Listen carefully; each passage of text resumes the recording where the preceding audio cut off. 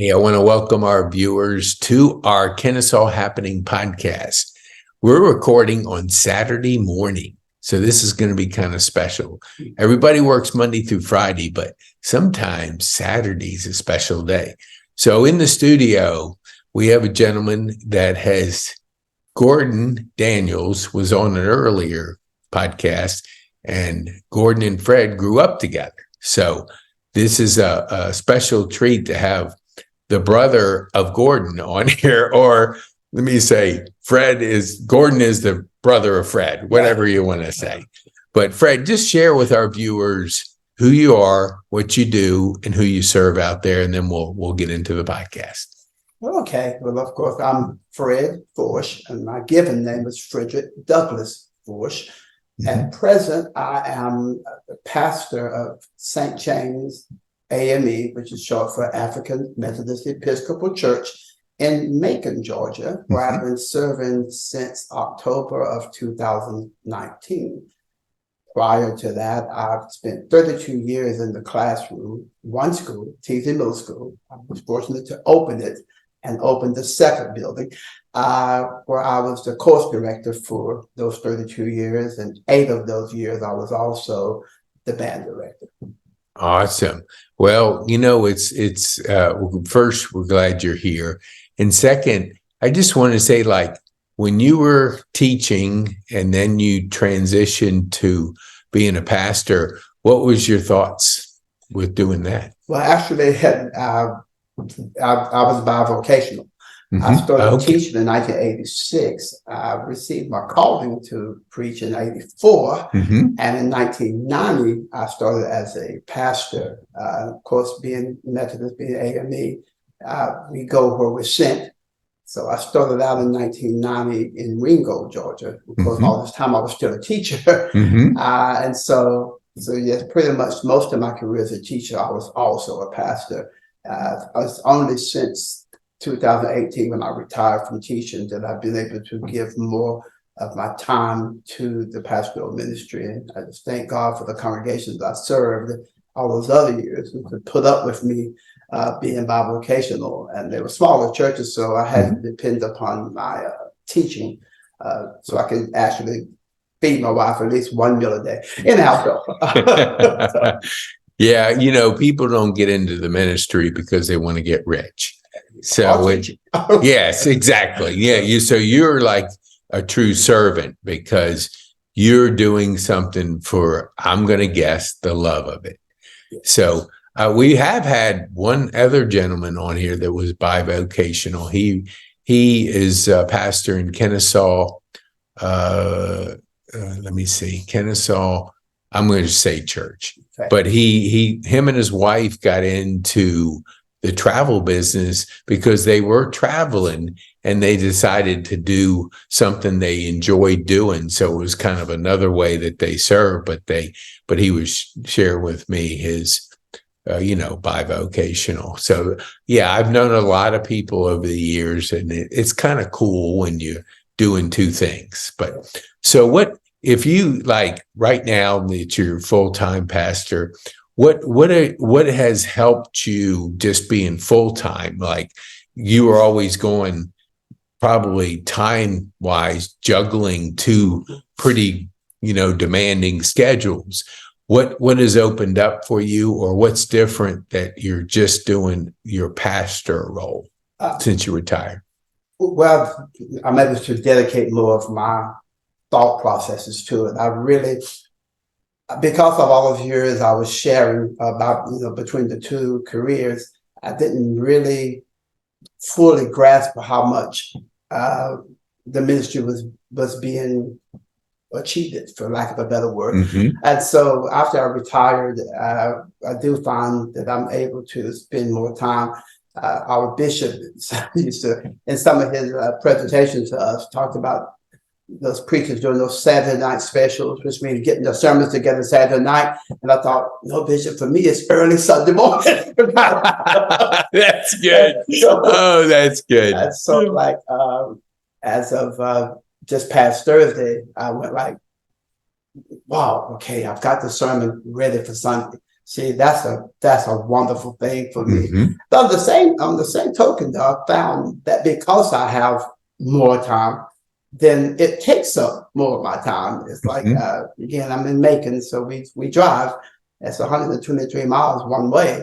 And so we have church on Sunday, and then I do Bible study on the phone on Tuesday, and then before I know it, oh, it's time to go back. So, but yeah, that's what I really can devote more time to about preparing the sermon and preparing the Bible studies and stuff, where that wasn't as easy to do when I was bivocational, because once again, my livelihood depended upon the job as a music teacher. And I was in middle school teaching course, 2 levels and maybe 3 levels, and that takes a lot of your time. Yeah. So, talking to Gordon and stuff, so obviously music is in your family. Yes. So what kind of inspired y'all both, or maybe you personally, to pursue music? Was it something at an early age? Or at what age did you go, man, I like doing this? Well, I need to tell my students this all the time. My mom was a natural musician, and I was the baby for 7 years. I had to go on till my little sister came and ruined it, but I still love her. Anyhow, yeah. But she used to play the piano, and I'd just sit beside her and just watch her. It just fascinated me. Yeah. And I often tell the story that she would pick me up once, and when I was 4, taught me how to play Joy to the World in one finger on the key of C, and from there, pretty much taught myself. I used to tell my students when I was in 1st grade, the teacher would ask, what do you want to be when you grow up? And all the kids would say, different things about, fireman, I want to be a policeman. I said, I want to be a musician. And then, of course, the other students would laugh at me, and I used to tell my kids, because I like to get them to laugh. I said, the other kids would call me a sissy, and I said, you know what?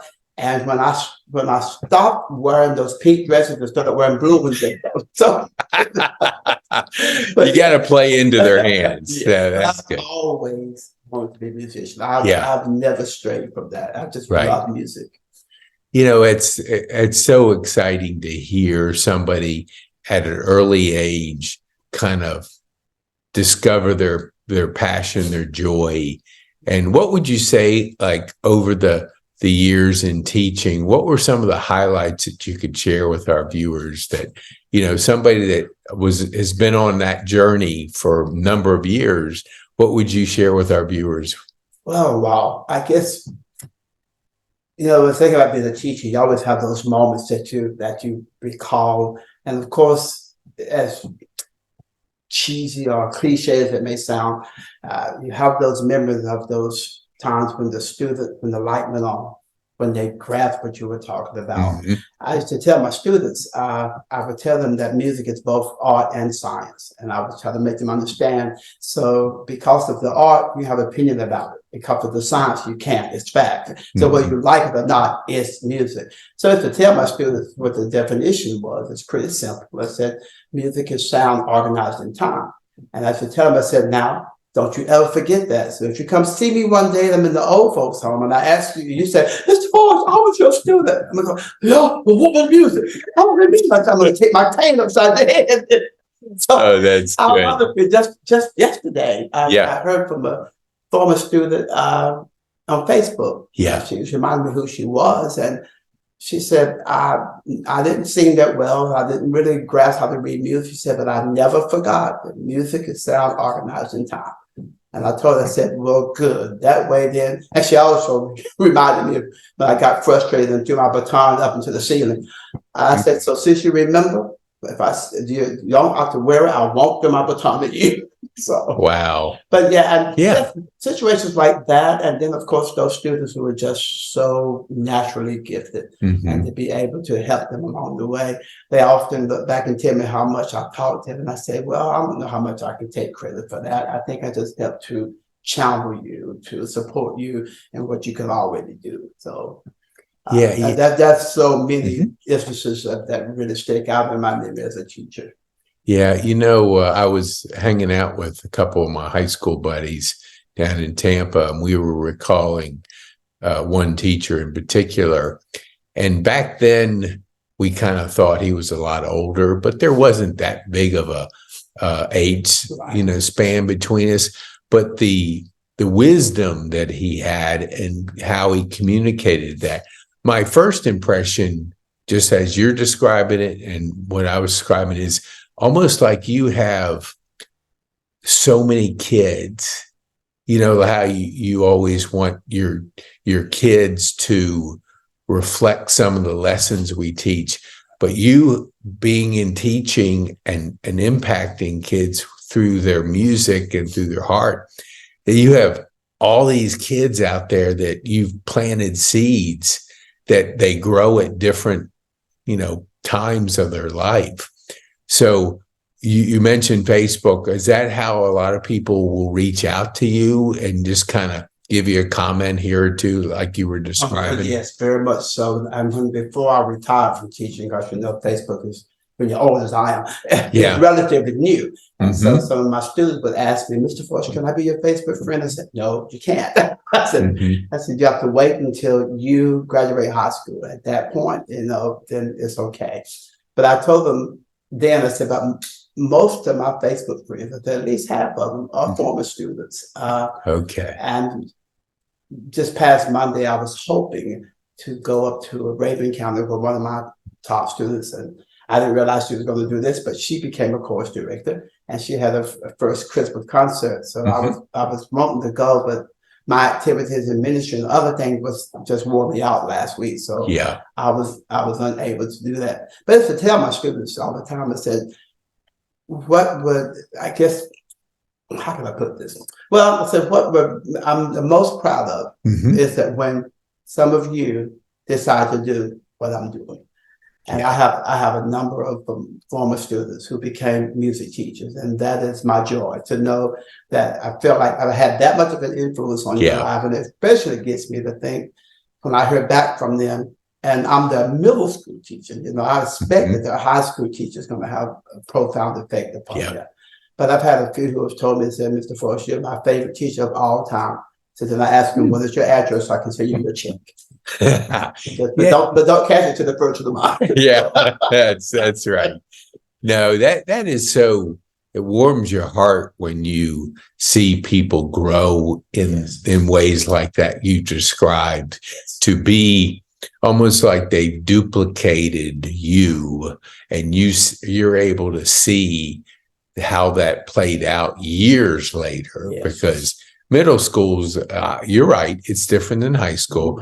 I don't have as many memories of my middle school. I do some as I do high school. So I see what your analogy is. And I think we're trying to figure things out so much in middle school that we're not confused, but we're like preoccupied with that whole transition. And then you get to high school, you're starting to think of the next level, where I want to do what I want to do after I get to high school. So tell us, because Gordon was a wonderful guest, what's your funniest story you can share with our viewers about your brother? Oh my. I'm putting you on the spot. Oh gosh, that's funny. For some of the funny stories. Well, I don't know if this is the funniest, because or just stories. Sense of humor. But we discovered, and nobody is an actor because he is so good. It's like we used to play Scrabble, and my mom and dad loved it, and so we would play with the family. And whenever Gordon was trying to make a word, he would just take a letter and turn it over. We didn't realize too much later there were only 2 blanks in the whole game. Of course, they have 5 or 6. And of course, he would do stuff at that, knowing that we didn't know it. And so now one of the funniest stories that kind of felt bad for him, because he was cooking. I forgot what he was making. But he was one of those days he was going to cook for the family, and he was going around asking everybody where I had a bowl, have anybody seen that? I mean, he was going nuts. And finally I said, is that one in your hand? Oh no. Oh my God. Oh my God. Yeah. He's had a number of situations like that over the years. He had once when he was with his first marriage. he had thought that he had received income tax refund in the mail, and he couldn't find it. So he had his wife. They just went to the apartment trying to find it. We tore out the seat in his car, tore out the seat in my car. This over the weekend. Well, Monday went to the post office. There it was. He had never gotten it. Wow. Bless his heart. Yeah. You know, we all have our creative side to us, and it seems like the creative people are dialed into creativity, but like you said, the bowl in the hand, like, where is that bowl? And there it is. That's the side that other people might excel in, but our creative mind doesn't necessarily connect the two. But that's good. And there you go. And that's my I give God glory for that being what I call my greatest gift, is that I can create. Yes. Yeah, that's how do you handle, because usually the brain has one side that's more dominant. So is there a side that you have like tried to work on, or you just strengthen up your strength? I used to give my students the brain test about after I would introduce them to what music was, and I didn't, because that's always me. And my dad was that way. I try to get people to think, critically think, use your brain. And so after we would do the test, I would go through all the characteristics of the left and of the right, and then I asked my students, so which one do you think is most dominant with me?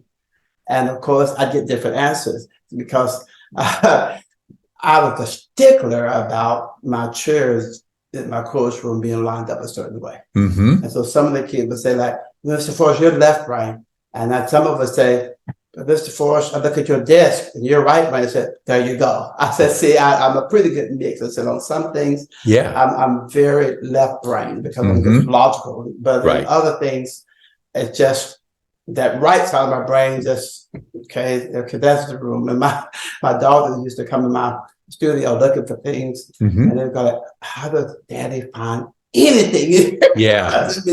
So I would think probably I'm more right. And as I tell my students, I said, before I ever gave you this test, I figured that most of you are going to be on the right because you chose to be in chorus. And the right brightness, that's the side that feeds the autistic side.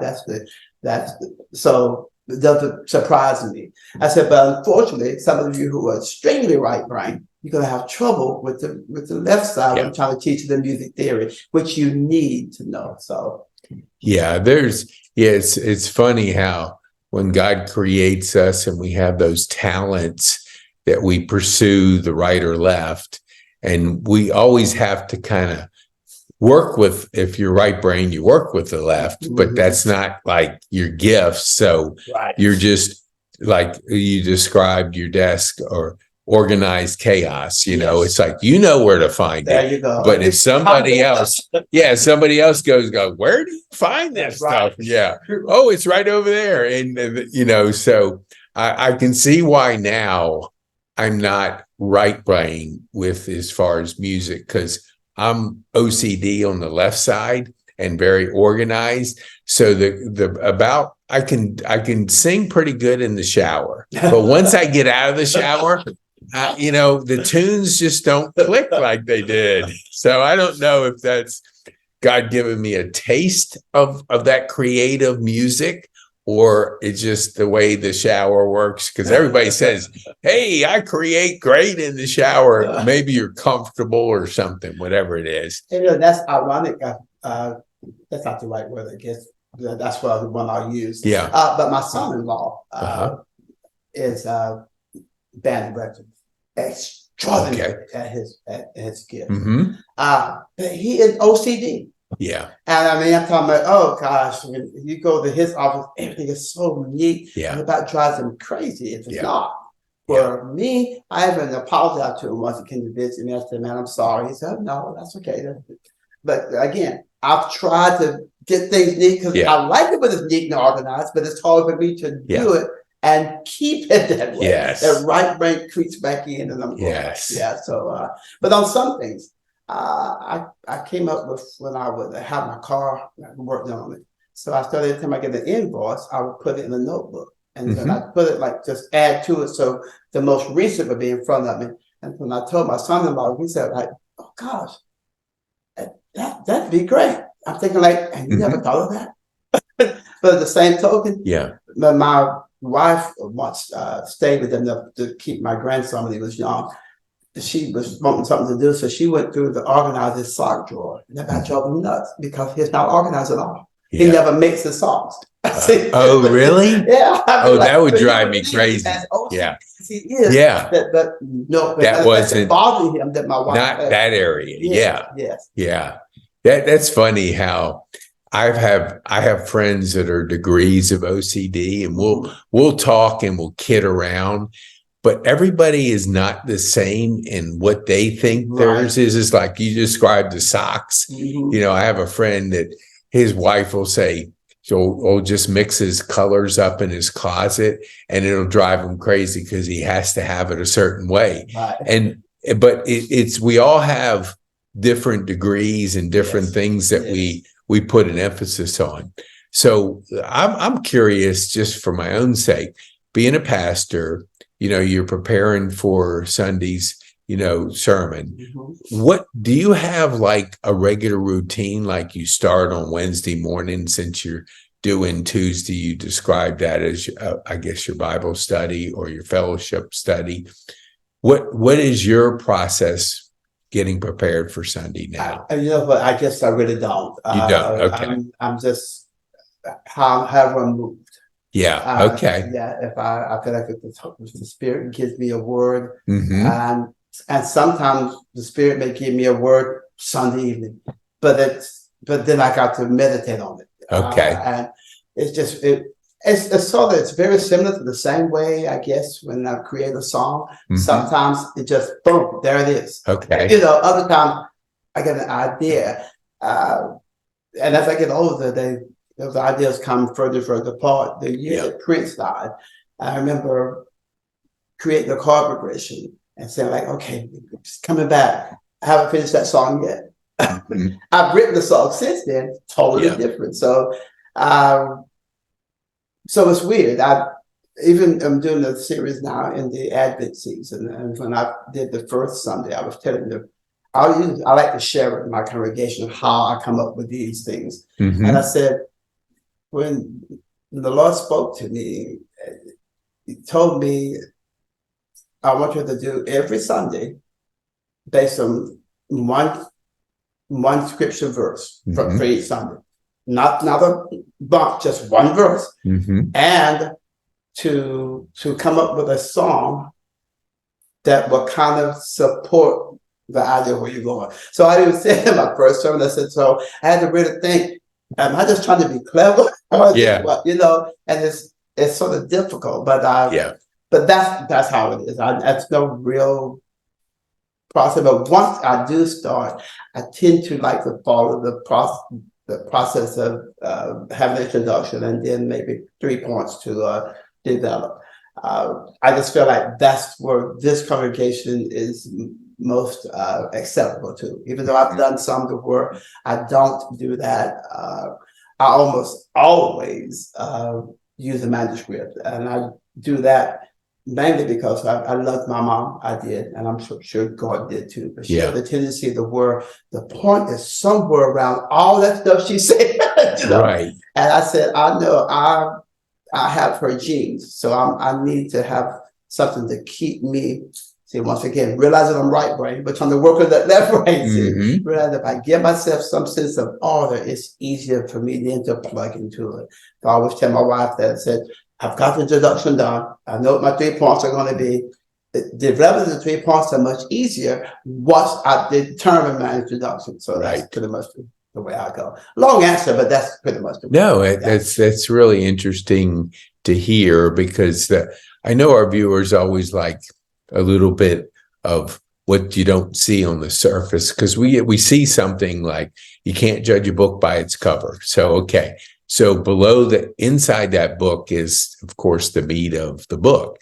What would you say your day is like? Because we talked earlier, and I think you said you got up at 4:30. So I'm going to guess you're an early riser, or has that just happened on this day? What would you say? By the 4:30, it's earlier than I used to get up. Yeah. But, I have, unfortunately, I have, what's the word they said for it? It just left me. But anyhow, I'll say unspecified. That's not the word they use. Right. Migraines. And sometimes they'll wake me up. That I don't have the kind that make me throw up and all that. I can be in light rooms, but I have a nerve that was affected when I had a wreck back in 87. 87. And then in 89 they started. So sometimes they wake me up. And plus I'm just getting older, get that, you know how I say we get older and go back to that same schedule as babies. Feed me, let me sleep. Yes. But I was usually when I was teaching, I just got up at 5:30 because I set the clock for that, or 5:15. And after all those years, I'm just used to it. But even as a child, I was an early riser. I like to get up early. Yeah. There's, you have the early risers and you have the late to bed people. Right. I don't know. I'm trying to remember if Gordon and I talked about that, but my guess is he's a later to bed person. Is that true or just my assumption? No, I think that's true. Especially considering his started pursuing acting. And back when we both were in the band, I mean, it was way different back then, I guess, because we would do gigs that started at 10 o'clock and ended at 2 a.m. So So, but once that was behind me, I guess I went back to my childhood and just wake up early. But I get the naps. As to my students at summer vacation, I get to take my naps. So I love it now. I can take my nap when I feel like it. I'm an early riser, but I like that because I do. I like have my schedule set. It's definitely set, but after lunch is my slower time, and that's when I'll do maybe combination nap medication, and it's just that chill time. But it does recharge the batteries. What would you tell our viewers, like when you're not creating music and preparing for your Sunday sermon, what do you like to do for pleasure? Wow.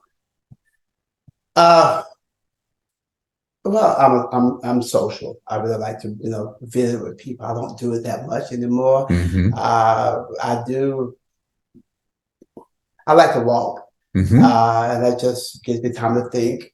Most time I listen to a podcast or some music. Because I'm type 2 diabetic. I was diagnosed with that now. I guess about 5-6 years ago.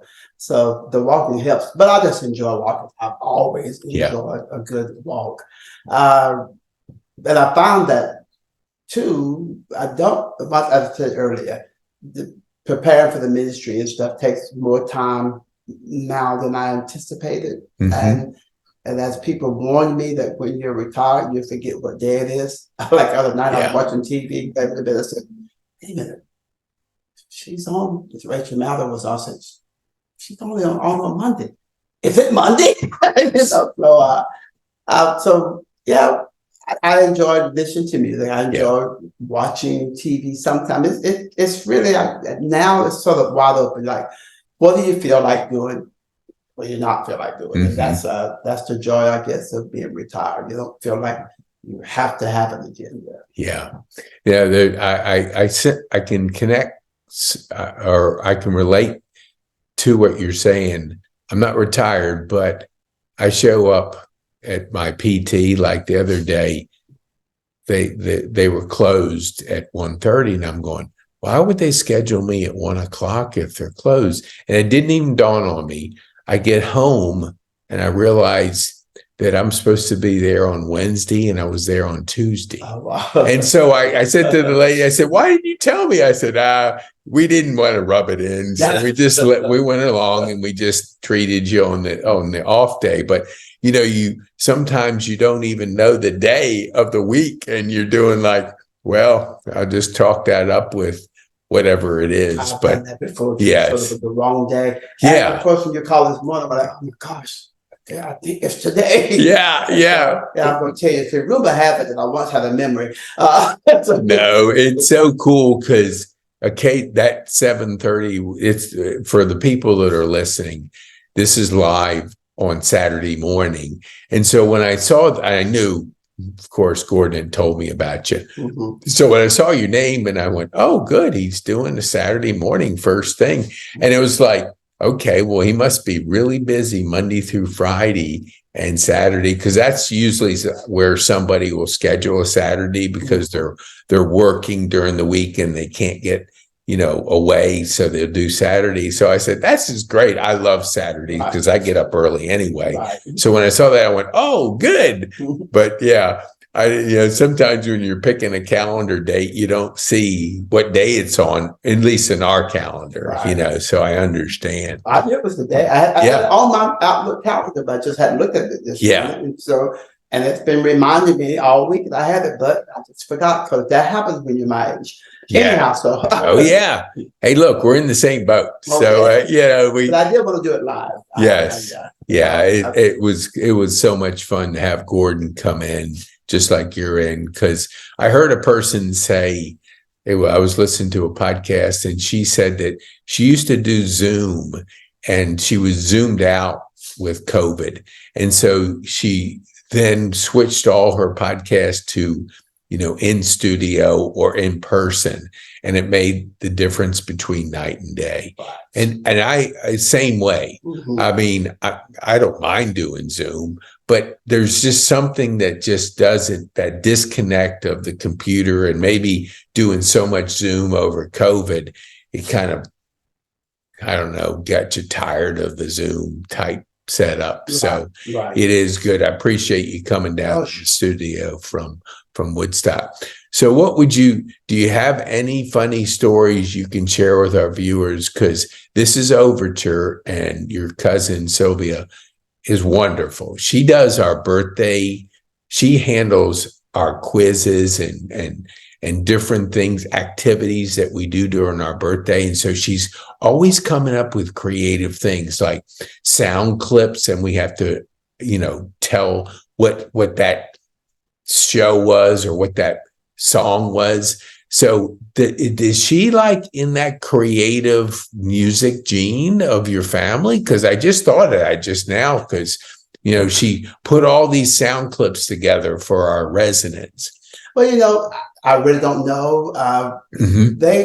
Her and her two brothers, because her older brother Larry has passed away. They lived here like years ago, and then they moved to Milwaukee. Okay. And so Johnny, her brother, returned before she did. So I really don't see her that often. Okay. We did a concert at the church last week where they hired me to come in and direct the community choir. It was fun.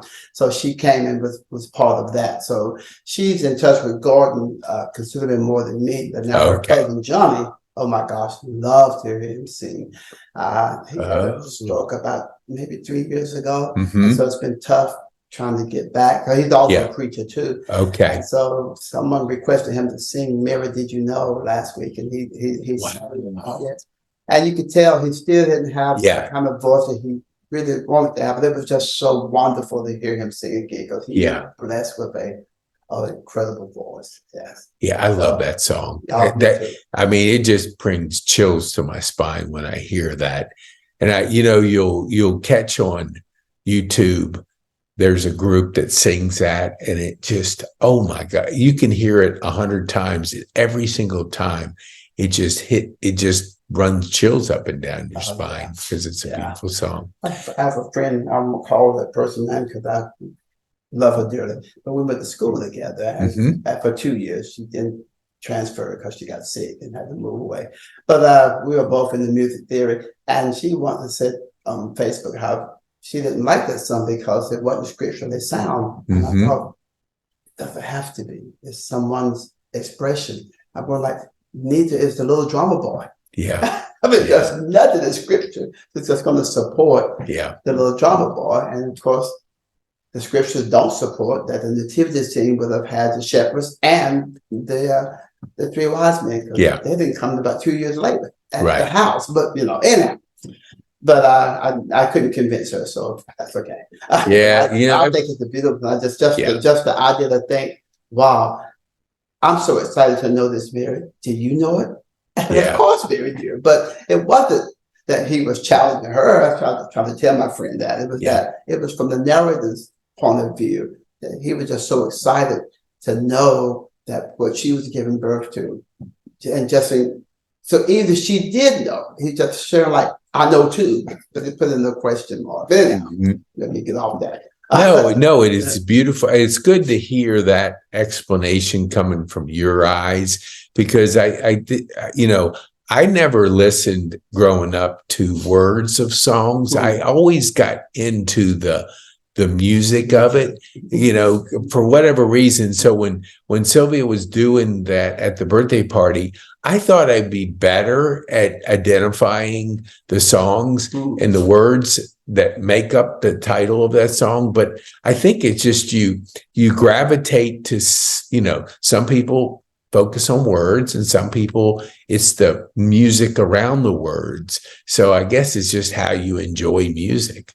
Well, yeah, I was surprised to find out, I guess maybe a month or so ago, I was reading that Paul Simon, his approach to writing is very much like mine. I usually write the music first and then come up with words to fit the music, which I've often told people that's really harder because you have to make it fit. I said, if you write the words first, and especially write them in a form that's easy to follow, it's not near as hard to set music to it. But if you start out with the music first, I was like, oh wow. And so and that's how I did. I remember years ago when Bill Lauer was still alive, and I had gone down to audition, and one of the people who worked for him told me that my music was how do you put it? Well, basically, my words were not good enough for my music, right? And I thought, well, that's your opinion, but anyhow, but I do that. But I've also felt that way. I had a student who was, oh gosh, she was such a wonderful poet, but she played guitar, and you could tell she only knew about 5 chords. So every song that she did sounded the same. Right. I say with me, the music just intrigues me. So I want to do something when I create music that's going to make you go, yes. Perhaps that's why I'm not rich and famous. because the audience really generally want something simpler that they can just latch on to. And I don't hardly write songs around melodies. A lot of people do. I like chord progressions, and I find the melody to fit the progression that I've written. Then try to find some words to fit it.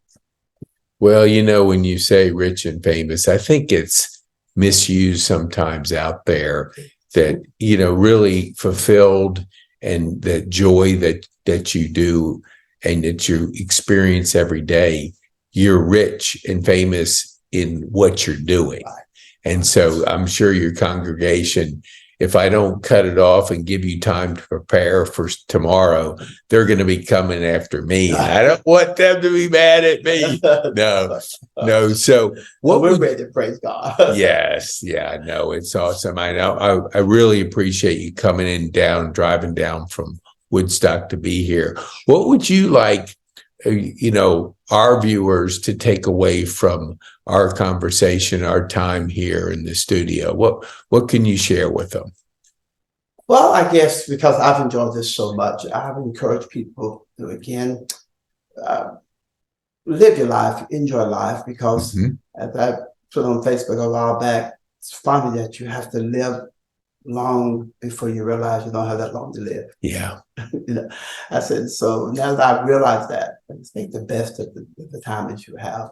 And so this is a good moment in my life, just being here with you, Pete. And to meet Dancing Bill. Yes, exactly. Yeah, Fred got a chance to meet Dancing Bill for our overture people. So anybody that meets Dancing Bill, you don't forget about Dancing Bill. He's a person that has joy in movement and talking with people. And, if you're at the door and it's locked, he'll greet you and bring you in like he did. So That is right. And I want to really thank you for sharing, a little bit of your story. And we'd love to have you back, at a later date, and we can go a little deeper into some of the things that you're doing, up here in Woodstock, and then down there, of course, in Macon with your church.